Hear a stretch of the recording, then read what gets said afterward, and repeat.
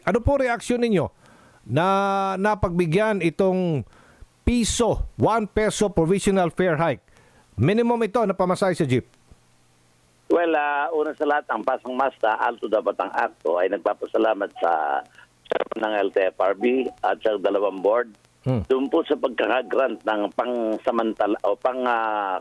samantalang taas piso para sa pamasahe ng mga jeepney nationwide.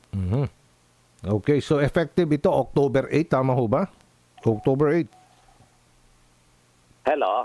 Yes, sir. Ito ba effective kailan po? October 8, tama ho ba?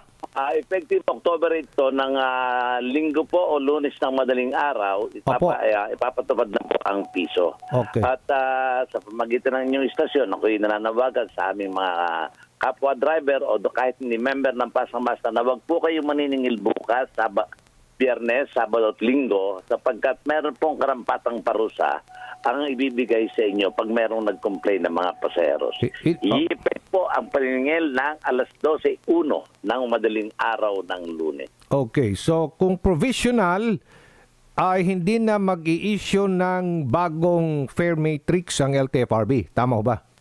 Hindi na po mag-i-issue ng fare matrix ang LTFRB. At ito nga po, niya nakapublish sa dyaryo, sa mga telebisyon, ang tungkol po dito sa inaprubahang pang samantala o pang provisional increase na 1 peso. Opo, pero may hirit pa rin kayong dagdag singil talaga. Sapat na ba itong piso? How about nung panukala ng ibang transport group na taasan talaga ng 5 pesos yung minimum fare? And 1 peso for every succeeding kilometer. Kami rin po ang petitioner dyan, ang Pasang Masta, Akto at ang Alto. At yan nga po ay with prayers na ma-grant kami ng provisional increase na 1 peso. At yung pong main petition namin ay diringgin ng board sa November 24 po.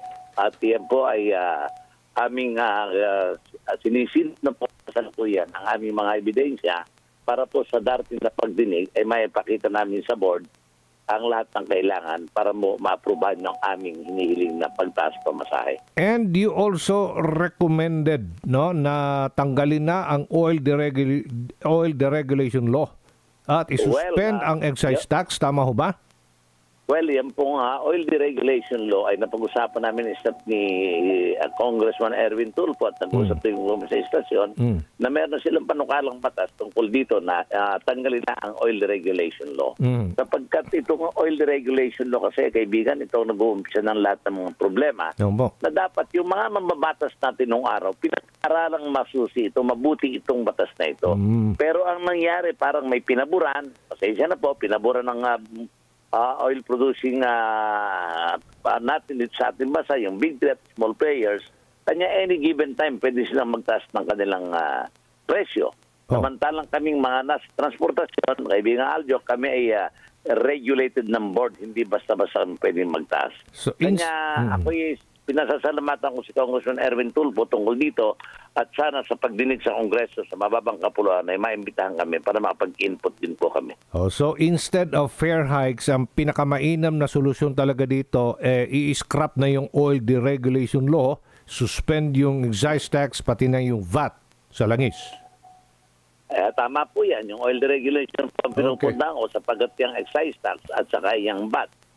Napag-usapan na rin po na pansamantalang aalisin, malaking tulong po yan sapagkat kung ang excise tax na mga petroleum product ay matatanggal, meron po tayong mababawas na mga 14 to 15 pesos per liter ng petroleum product. Alright, sige. Panghuli na lang po, Ka-Obet, panawagan nyo sa mga commuters at sa mga kasama nyo na mga tsuper at operator. Go ahead po.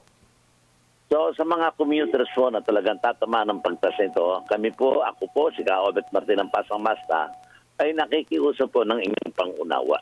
At gusto ko lang pong balik-aralan natin noong 2018, nang bigla pong bumagsak, that was November, bumagsak ang presyo ng diesel to 30 pesos. Kami rin po nung nabubuhay na sinasirang Seni Maranan, Efren De Luna at Alando Marcos Boy Barcos na nagpunta sa LTFRB. At kinausap po namin ng former chairman Delgado na magpapayag kami ng petition for reduction of fare. Nung i-file namin on the same day, kinabukasan, in effect na po yan from 10 pesos, ginawa namin 9 pesos.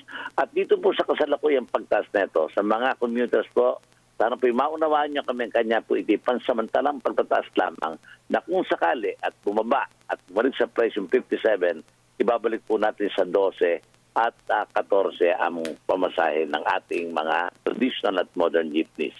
Doon naman po sa mga driver, ako po'y nananawagan, even non-members of Pasang Mazda, na ipatupad po natin ang paniningil ng Lunes ng madaling araw. At kung kayo po'y maniningil ngayon, may karampatang parusa o isosyopos kayo, pati ang operator ay mabibigyan ng parusa sa overcharging na